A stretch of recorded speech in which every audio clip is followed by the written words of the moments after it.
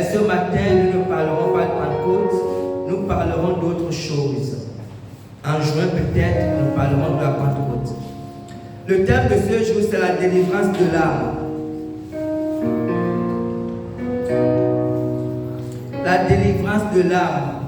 Luc 14, verset 33. Jésus dit, ainsi donc, quiconque d'entre vous ne renonce pas à tout ce qu'il possède ne peut être mon disciple. Amen. Dimanche dernier, nous avons parlé de la foi et nous avons compris que, en fait, la foi est la relation que nous avons avec Dieu. Plus notre relation est forte, plus nous aurons une foi inébranlable. Et si notre relation est fragile, nous aurons une foi hésitante et faible. Prenez. Et dans ce processus de relation ou d'intimité avec Dieu, notre âme joue un très grand rôle. Et nous allons comprendre ce matin le rôle important que joue notre âme dans la maturité chrétienne. Amen. Grand 1, l'homme, esprit, âme et corps. Nous allons rappeler cette notion très importante. C'est un fondement de la vie chrétienne, comprendre comment notre être est constitué. 1 Thessaloniciens 5, verset 23 dit que le Dieu de paix vous sanctifie lui-même tout entier et que tout votre être, l'esprit, l'âme et le corps soient conservés irrépréhensibles lors de l'avènement de notre Seigneur Jésus-Christ. Que tout votre être, l'esprit, l'âme et le corps. Dieu nous a créés esprit, âme et corps. Et tous les mystiques, quand ils sont mystiques, quel que soit leur bord, savent que l'homme n'est pas que matière. Parce que tout mysticisme est basé sur l'esprit et sur l'âme. Ainsi, nous sommes créés esprit, âme et corps. Notre corps, c'est la partie physique que nous voyons, la partie physique, la partie visible de notre être.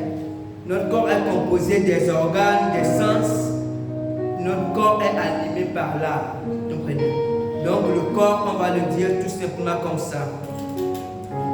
Notre esprit, parlons d'abord de notre esprit. Notre esprit, c'est la partie la plus intime de nous-mêmes.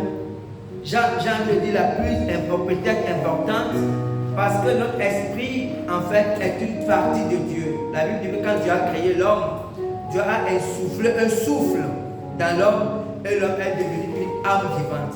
Donc la partie esprit, c'est l'esprit, en fait, vous savez, qui donne l'éternité à notre âme. Je vous explique. L'âme, comme on va voir tout à l'heure, est le domaine de la volonté, des sentiments et des émotions. Nous allons nous parler de l'âme ce matin. Mais ce n'est pas que l'homme qui possède une âme. Les scientifiques, à la base, quand ils voyaient les animaux, ils disaient que les animaux étaient instinctifs. Ils pensaient que les animaux n'avaient que le corps. Mais au fur et à mesure qu'ils avançaient dans leurs recherches, ils se rendaient compte que les animaux pouvaient manifester de l'affection. Comprenez? Parce qu'en fait, la Bible dit clairement, les animaux aussi possèdent une âme. Il y a des animaux, je suivais récemment, on parlait je pense que je ne sais pas si c'est des bleus ou des bleus, on parlait de catégories d'animaux, et ils disaient que ces animaux, je pense que ce sont les chevaux. On dit ces animaux, vous comprenez, ils reconnaissent leur fille, en fait, on va dire quoi, leur fille, même s'il y a des centaines de milliers de chevaux, ils reconnaissent parce qu'ils ne veulent pas justement aller vers leurs enfants. Vous comprenez? Comment il faut pour reconnaître ça, on ne sait pas. Mais les scientifiques ont découvert ça, que les chevaux ne font jamais entre eux, parce qu'ils reconnaissent les juments qui sont sortis d'eux. Vous savez? Donc Dieu a donné aussi, il dit clairement, Dieu a dit de ne pas manger le sang des animaux parce que l'âme des animaux est contenue dans leur sang. Donc les animaux, comme vous les voyez, quand les hommes parlent des fourmis, la Bible en parle, les gens voient que les fourmis sont intelligents. C'est parce que Dieu a donné une âme aussi aux animaux. Mais sauf que l'âme des animaux n'est pas éternelle. Quand un animal meurt, son âme aussi meurt parce que son âme se trouve dans son sang. Mais les hommes sont différents. Et c'est une différence de toute la création de Dieu parce que Dieu a insoufflé son souffle dans l'homme. Donc comme Dieu est éternel, l'homme a gagné l'éternité à cause du souffle de Dieu. Et l'Esprit a rendu notre âme immortelle. C'est pour ça que l'homme est devenu un être immortel. Et c'est très important de comprendre ça. Mais l'Esprit, c'est un domaine très complexe. Quand il dit complexe, nous ne maîtrisons pas les profondeurs de l'esprit et nous n'agissons pas sur notre esprit. Il y a peu pour le Saint-Esprit ou les esprits méchants qui agissent directement sur notre esprit parce que c'est le domaine très spirituel. Dieu a dit dans Ézéchiel, je leur donnerai un nouveau cœur, je leur donnerai un nouvel esprit. Parce qu'aucun homme ne peut agir directement sur son esprit. Nous n'avons pas cette capacité. Par contre, nous pouvons agir et nous agissons tous les jours sur notre âme. C'est pour ça que David a dit, mon âme bénit l'Éternel. Parce que notre âme, en fait, est la partie qui nous permet d'être en interaction tous les jours avec les gens. Quel que soit ce que nous faisons, notre âme est en mouvement. Je disais tantôt que notre âme est composée des sentiments, émotions, tout ça. Émotions, sentiments, si vous voulez. Notre âme est composée de notre intelligence et notre âme est composée de la volonté. Donc il y a ces trois facultés qui composent notre âme. C'est pour ça que quand on définit un être humain, on le définit surtout par rapport à son âme. Comprenez? Parce que quand je dis je, là je parle de ma volonté, je fais référence à mon âme. Quand j'ai des sentiments pour quelqu'un, ou quand je déteste quelqu'un, c'est mon âme qui est en action. Et quand je suis en train de réfléchir, quand je suis à l'école, c'est toujours mon âme qui est en activité. Vous comprenez? Donc, en réalité, notre âme est beaucoup investie dans ce que nous faisons au quotidien. C'est pour ça que le chrétien doit faire très attention à tout ce qu'il a comme brassage, parce que tout ce que nous faisons expose ou notre âme ou préserve notre âme. Amen. Grand 2, une lecture spirituelle. Une lecture spirituelle. Je disais tantôt que notre âme est constamment en interaction avec notre environnement, avec le monde extérieur.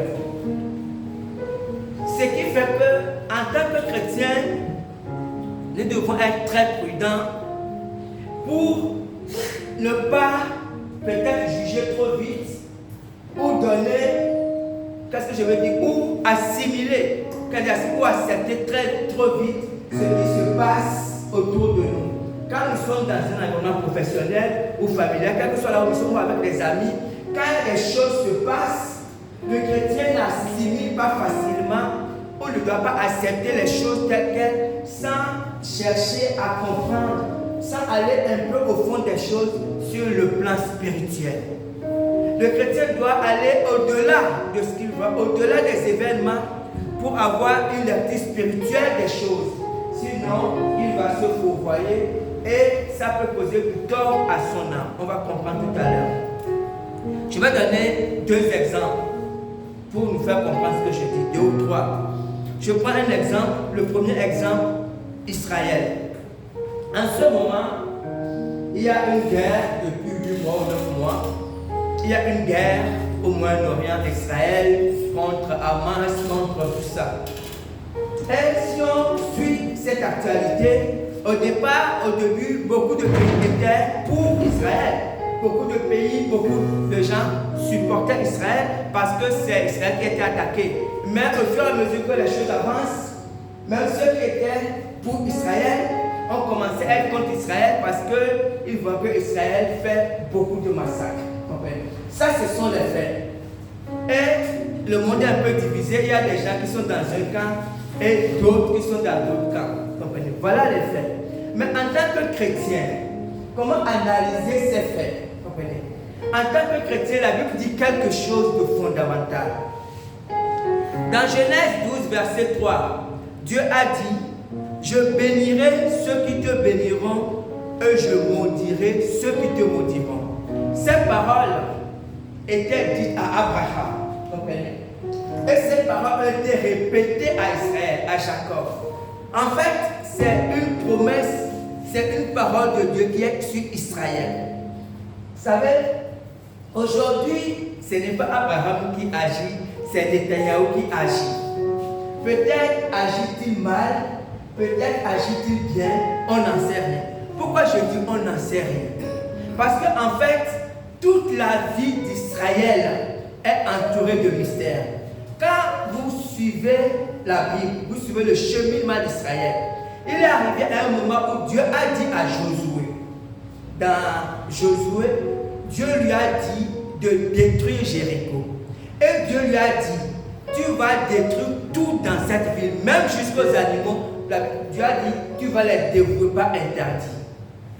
Voilà, et à ce moment, il y avait une famille à Cannes, je ne vais pas dire ces détails, qui n'avait pas agi comme Dieu voulait et il était puni.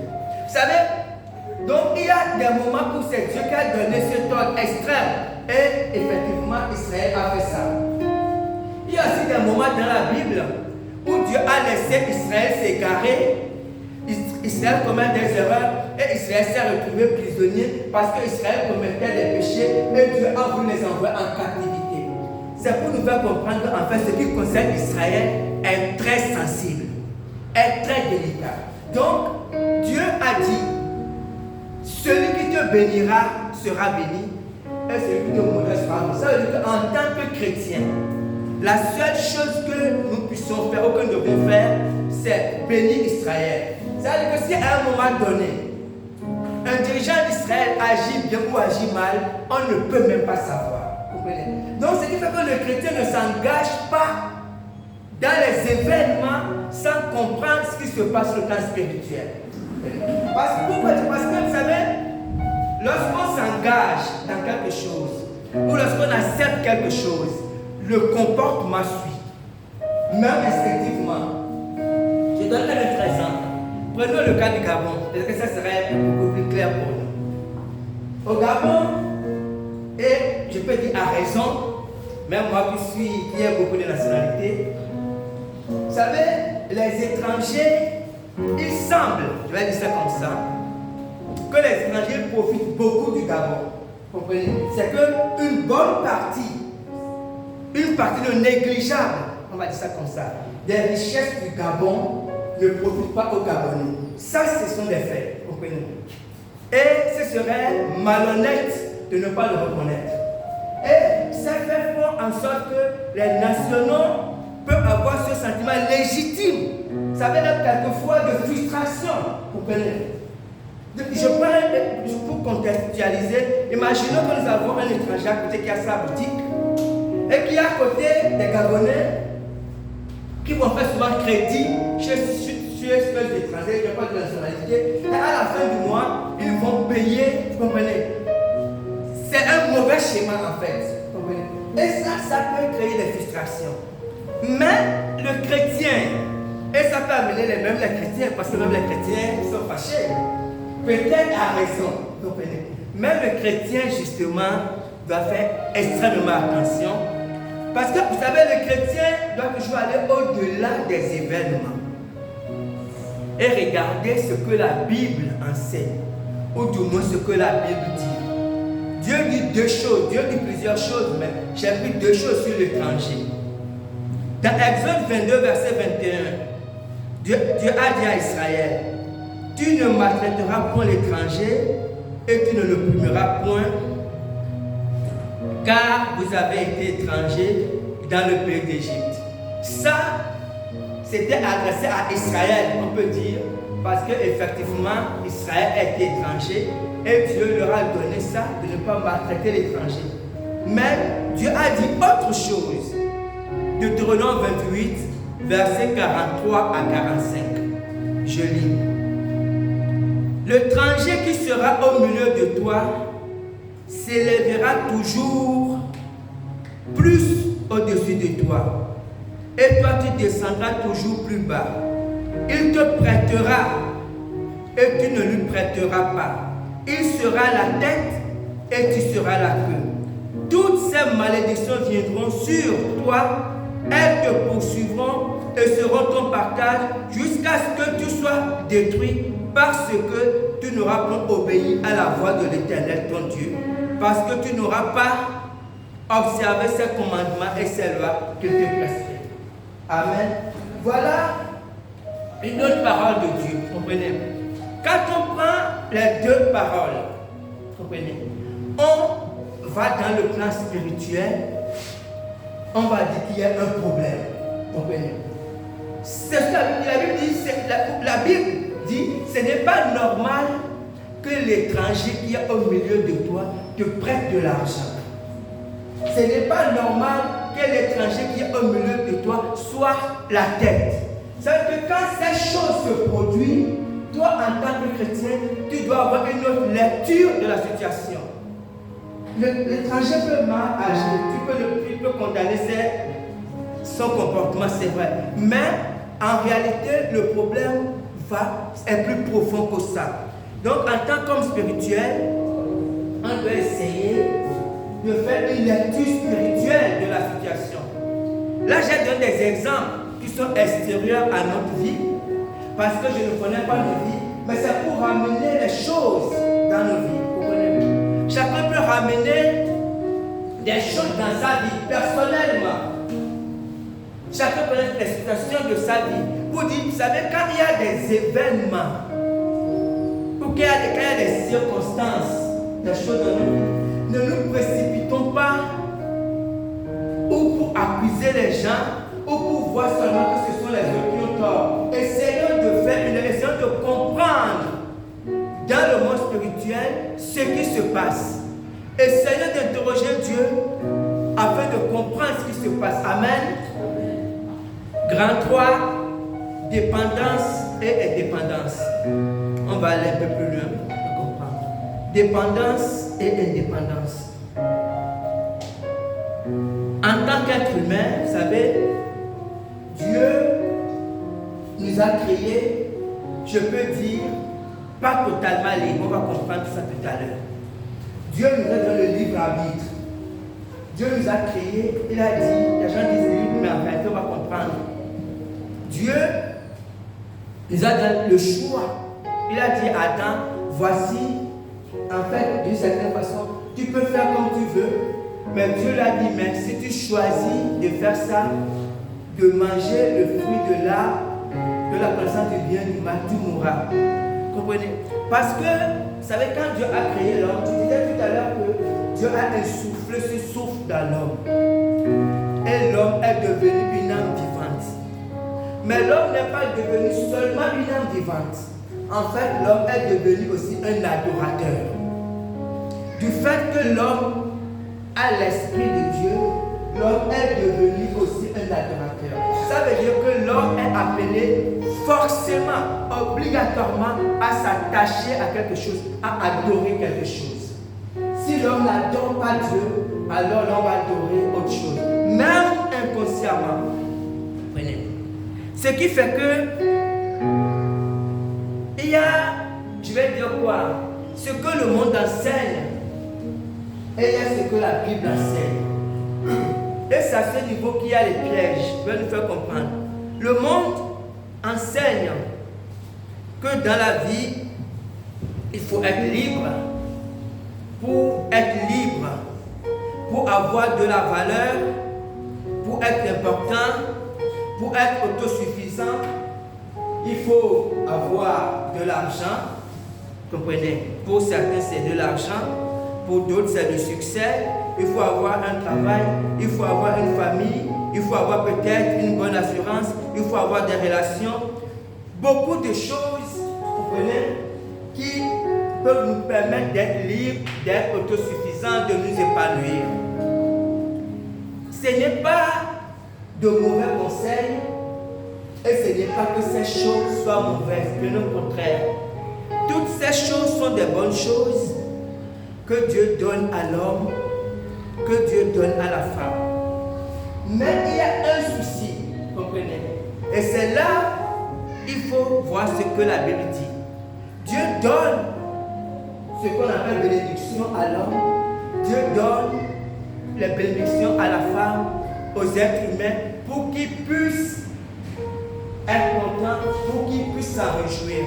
Mais, quand Dieu donne ces choses, Dieu dit aussi, attention, ces choses que je vous donne peuvent devenir pour vous un piège. Dans le sens de l'attachement, dans le sens de la gestion de ces choses. Lisons une histoire. Je vais revenir. 1 Roi 12, versets 26 à 28. C'est l'histoire de Jéroboam. Je vais lire juste une partie, après je vais nous expliquer. Jéroboam dit en son cœur, le royaume pourrait bien maintenant retourner à la maison de David. Si ce peuple monte à Jérusalem pour faire des sacrifices dans la maison de l'Éternel, le cœur de ce peuple retournera à son Seigneur, à Roboam, roi de Juda, et ils me tueront et retourneront à Roboam, roi de Juda. Après s'être consulté, le roi fit 2 veaux d'or et il dit au peuple, assez longtemps vous êtes montés à Jérusalem. Voici Israël, voici ton Dieu qui t'a fait sortir du pays d'Égypte. Amen. Beaucoup d'entre nous n'ont pas compris ce que j'ai lu parce que j'ai pris une petite portion, 1 Roi 12. Je vous conseille de lire tout le chapitre et je vais vous expliquer ce qui se passe ici. Après le règne de David, nous le savons, Dieu a choisi Salomon pour régner à sa place. Vous comprenez? Et Salomon a régné 40 ans. David a régné 40 ans. Mais à la fin de la vie de Salomon, Salomon avait commencé à cause de ses femmes, il était le seul à avoir ça. À cause de plusieurs femmes qu'il avait, 700 femmes, 300 concubines. À la fin de sa vie, quand il était vieux, il avait commencé à construire des idoles. Disons qu'il construisait des autels pour les dieux de ses femmes. Et petit à petit, lui aussi, il allait offrir des sacrifices à ces idoles-là. Et Dieu a dit à cause de ses péchés, parce que Dieu avait fait une promesse à David. Dieu a dit à David qu'il aura toujours un descendant sur le trône. En fait, depuis David jusqu'à aujourd'hui, Dieu a dit qu'il y aura toujours un roi, fils de David. Et Dieu a respecté ça jusqu'à Jésus. Vous comprenez?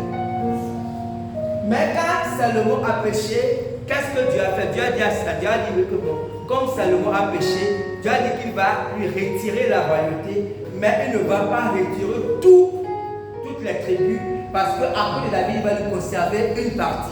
Vous comprenez? Donc il y avait quelqu'un qui s'appelait Jéroboam. La Bible dit que c'était un homme costaud, fort, et qui était serviteur de Salomon. Et Dieu a envoyé un prophète vers lui, le prophète Abijah.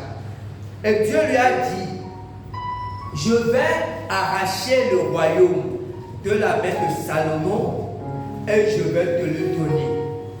Dieu lui a dit, je te donnerai 10 tribus.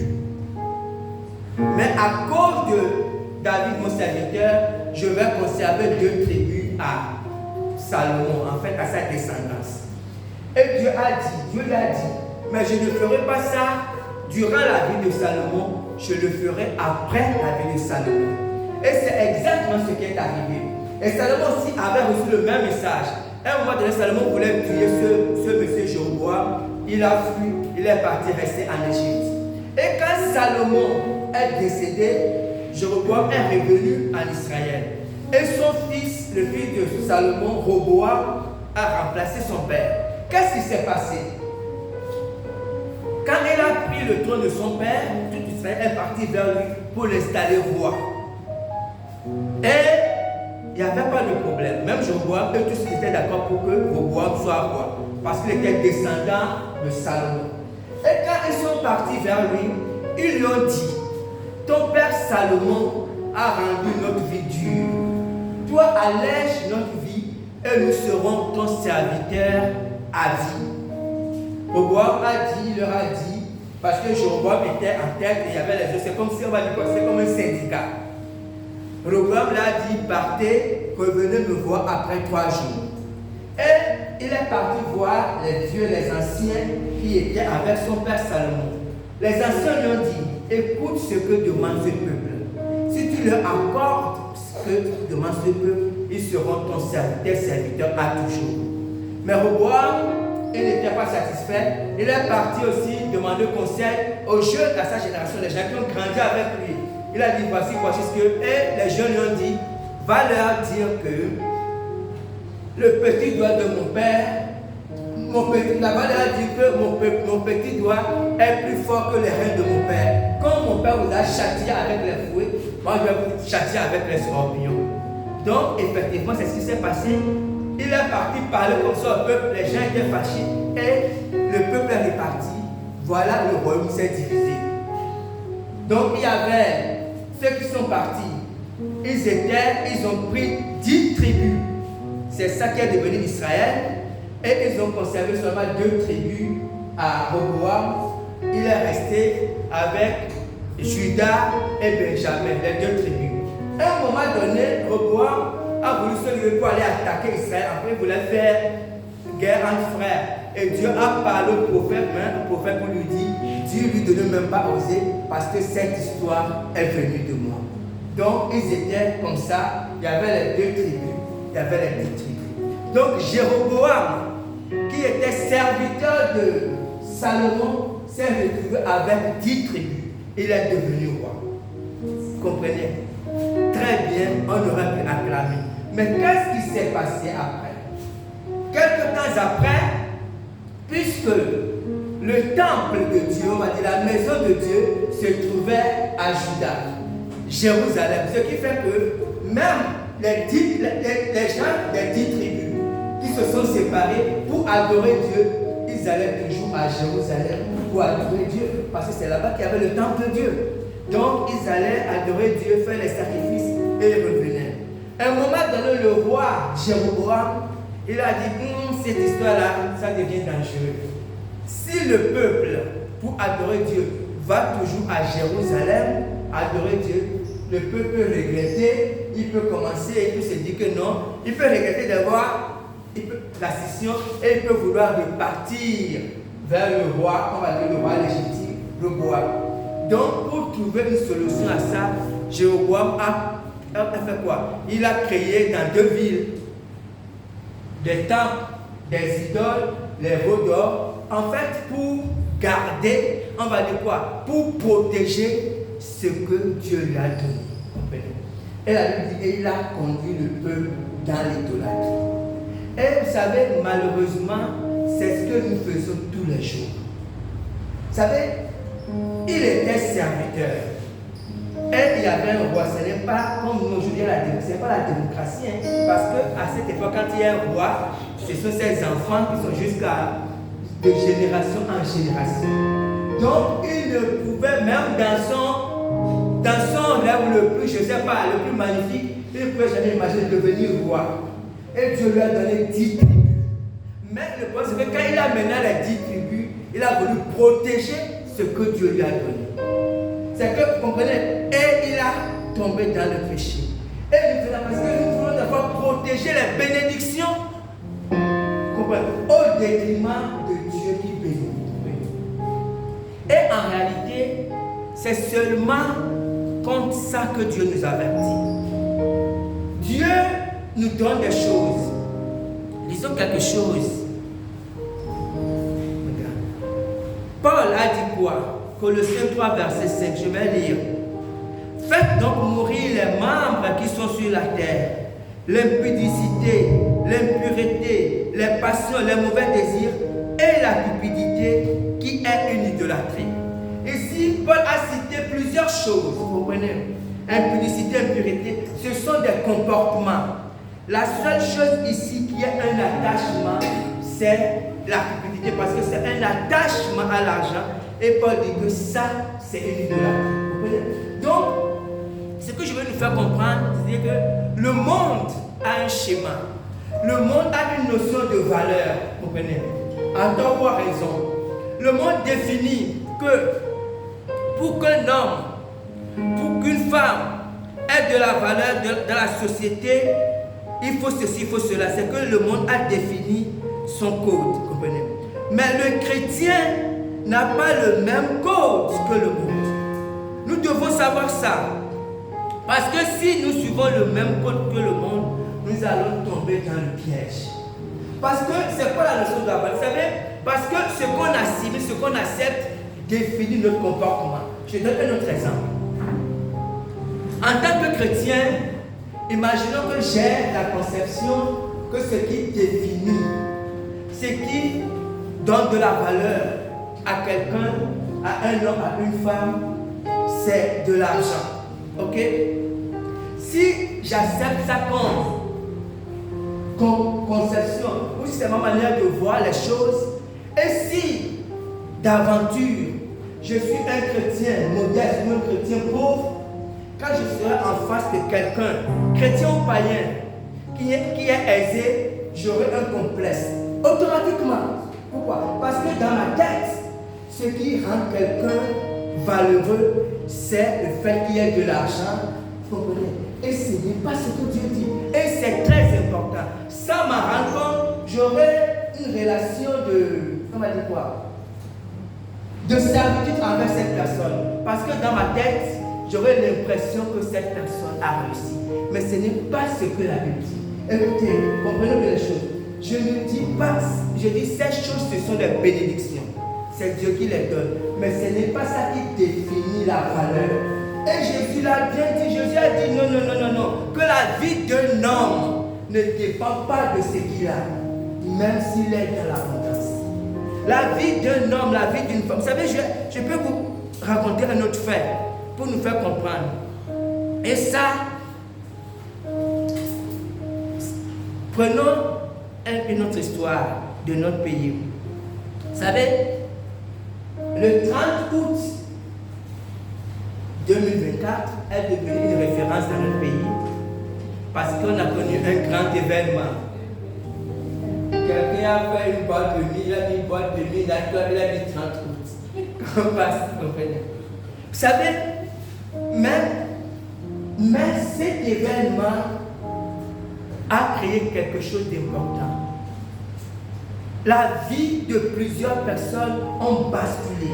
Comprenez? Il y en a qui sont devenus présidents de la République et il y en a qui sont retrouvés en prison. Vous savez? Mais ce qui est fort dans cette histoire, c'est qu'on peut dire le 29 août, peut-être jusqu'à minuit, les uns et les autres ne savaient pas qu'au lendemain, leur vie devait complètement changer. Vous savez, nous devons faire extrêmement attention. Et c'est ce que Dieu dit. Que la vie d'un homme, vous savez, la valeur d'un homme ne dépend pas de ce qu'il possède. La valeur d'un homme dépend de ce qu'il est, de ce que Dieu lui confère, de ce que Dieu dit qu'il est. Vous comprenez? Nous devons avoir sa conscience. C'est pour ça que la Bible dit, c'est ce qu'on accepte qui, vous savez, qui nous met où on est dans l'indépendance, où on est dans la dépendance. Parce qu'un chrétien, nous sommes sauvés, nés de nouveau. Ça, c'est au niveau de notre esprit. C'est l'esprit qui naît de nouveau. Mais notre âme est en captivité à cause de notre conception. Parce que quand nous vivons les événements, nous n'allons pas voir ce que la Bible dit par rapport aux événements. Ce qui est important pour le chrétien, et c'est ce que Paul a dit dans Romains 12, verset 2. Soyez transformés par le renouvellement de l'intelligence afin de comprendre quelle est la volonté de Dieu, ce qui est bon, agréable et parfait. Ce qui fait la vie du chrétien, c'est ce que la Bible dit. Et ce que la Bible dit se trouve dans la parole, dans la Bible. Quand on va dans la Bible, quand on lit ce que la Bible dit, on comprend qu'il y a telle situation, voici ce que Dieu dit, telle situation, voici ce que Dieu dit. Et ça nous permet d'être des chrétiens, d'être des chrétiennes indépendants. Vous comprenez? Grand 4, on va terminer avec ça. Comprendre la dépendance à Dieu. Parce que c'est bon. Comprendre la dépendance à Dieu.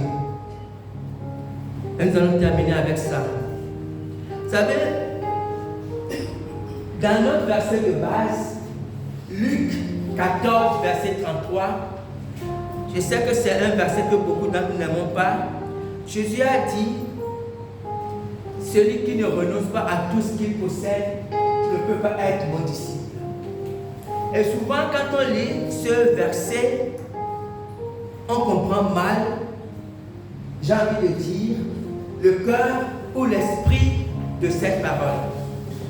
Vous savez, en fait, Jésus, ça, quand on voit même l'histoire chrétienne, on verra que malgré ce que Jésus a dit, malgré ses paroles, il y a des chrétiens, des vrais chrétiens qui ont été bénis, consacrés et qui ont possédé les choses. Vous comprenez?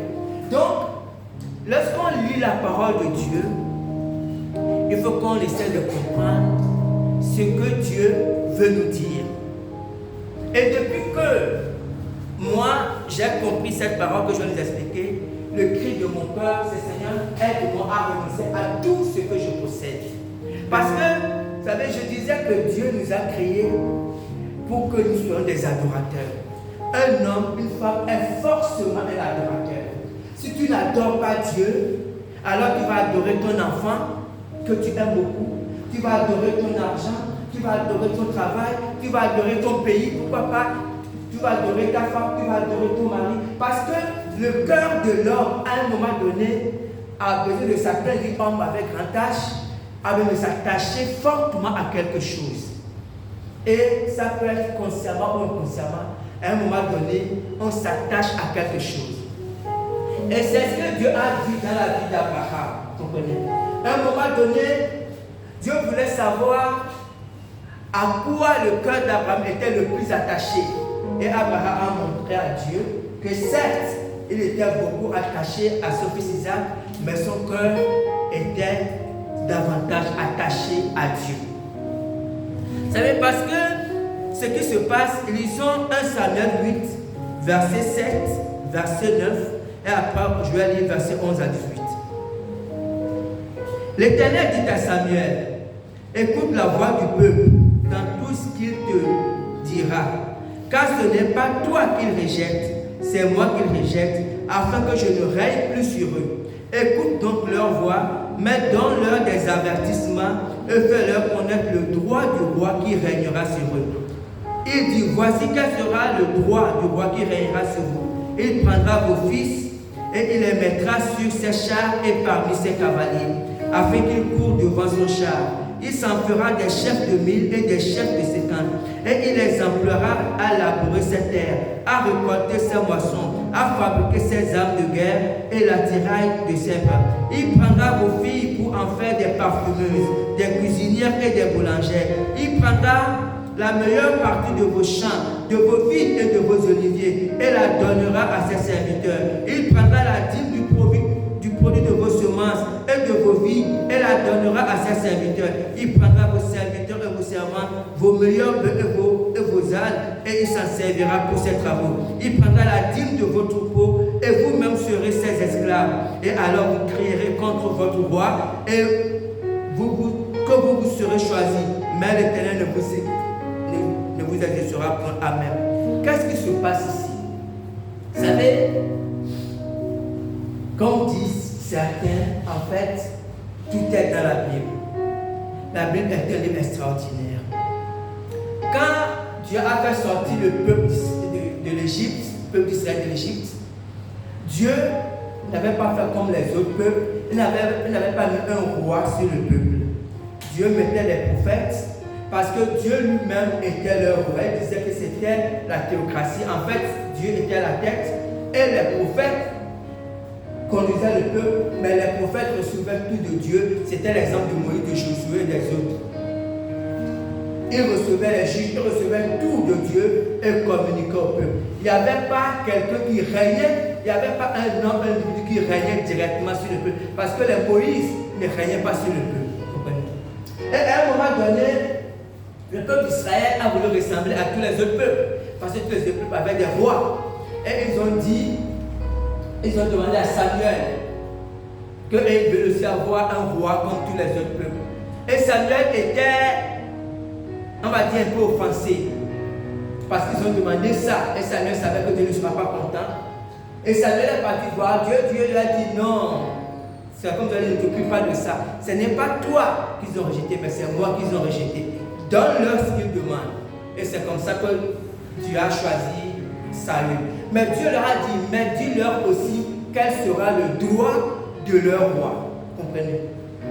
Et Dieu a énuméré que mais, le roi que vous allez choisir, en fait, grosso modo, il va prendre vos choses, il va abuser de vous, il va prendre vos serviteurs, il va, vous savez, et c'est contre ça que le monde vit aujourd'hui. Le monde dit non, démocratie, le roi a fait ceci, le roi a détourné le roi, on crie pour rien. Dieu a dit le roi que vous serez choisi, voici ce qu'il fera. Il a dit il va prendre vos meilleures choses, il va donner à ses serviteurs. Pour ne pas dire à ses amis, à ses parents. Pourquoi? Parce que c'est Dieu qui a créé l'homme. Comprenez? Et nous pensons que nous sommes plus intelligents que Dieu. Quel que soit le système politique qu'on mettra en place, ça ne va pas changer le cœur de l'homme. Si moi je suis roi, sincèrement, vous pensez que je vais voir Manassé, je ne vais pas le placer d'abord. Écoutez, si papa il veut un roi, il va voir Élie et puis il va dire non, je vais le voir Manassé. Ne faisons pas comme si nous n'avons pas l'intelligence. Dieu a dit, mais le roi que vous serez choisi.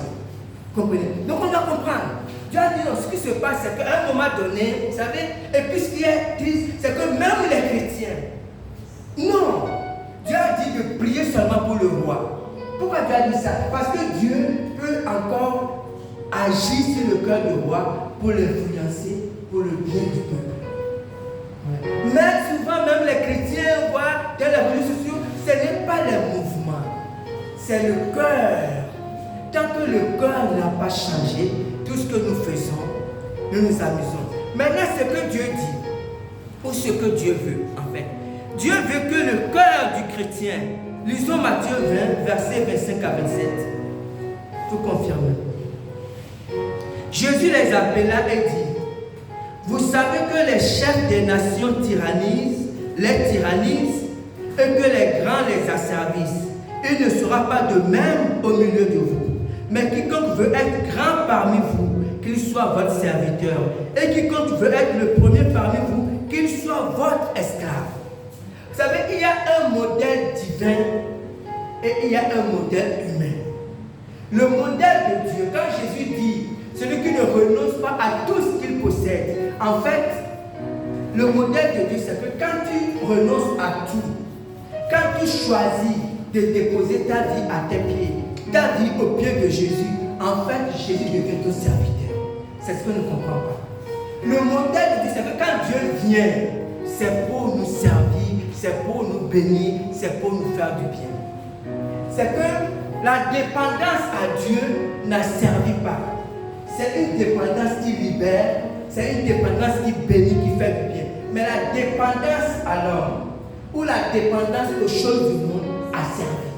Toujours. Donc ce que Dieu veut, le cœur de Dieu, c'est que Dieu bénit le chrétien. Dieu fait du bien aux chrétiens. Mais en même temps, Dieu dit qu'il ne faut pas que ces bénédictions deviennent un piège. Il ne faut pas que ces bénédictions...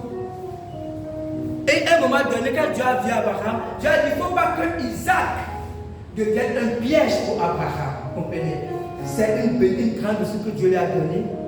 Et quand Dieu s'est rassuré, Dieu a dit c'est très bien. Dieu a dit là, je vais te bénir. Pourquoi? Parce que Dieu a dit que ce que Abraham avait de plus important sur la terre, en tout cas c'était Isaac.